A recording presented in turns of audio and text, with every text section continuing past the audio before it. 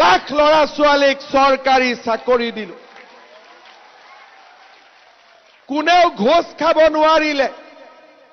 Magistrate, DSP, শিক্ষক, sub inspector, police আজি চাকৰিৰ ৰিজাল্ট যেতিয়া দিয়ে টিভিত কি কয় যে অমুকৰ ল'ৰা মেজিষ্ট্ৰেট হ'ল, বাপেকে ঠেলা চলাইছে।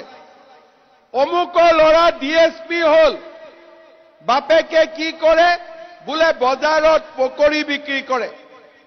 অমুকৰ ল'ৰা সাব ইন্সপেক্টৰ হ'ল, বোলে মাক বিধৱা, মানুহৰ ঘৰত কাম কৰি উপাৰ্জন কৰি ল'ৰাক পঢ়াইছিলে। আজি আপোনালোকে চিন্তা কৰক, আমাৰ অসমখনত চাকৰিৰ নামত যিমান দালাল আছিল, আজি আমি দালালি বজাৰখন একেবাৰে নোহোৱা কৰি দিলো।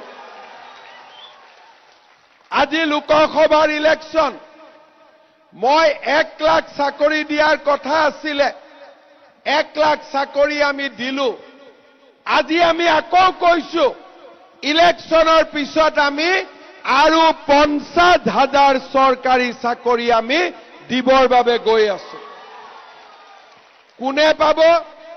দুখীয়া ল'ৰা ছোৱালীয়ে পাব। কোনে পাব? মধ্যবিত্ত লোকে পাব।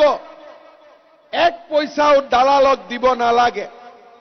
শ্ৰদ্ধাৰ ৰাইজ, আজি আপোনালোকে চিন্তা কৰক, যিখন অসমত 1 কোটি টকা দি মেজিষ্ট্ৰেটৰ চাকৰি বিক্ৰী হৈছিলে, সেইখন অসমত আজি চাকৰিৰ নামত 1 টকাও কোনেও ল'ব নোৱাৰে। এতিয়া পুলিচৰ কাৰণে ল'ৰা ছোৱালীয়ে দৌৰে। মোক সোধে ইণ্টাৰভিউ কেতিয়া হ'ব?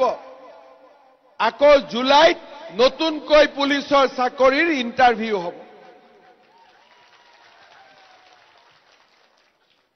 অসমখন পৰিৱৰ্তন হৈছে।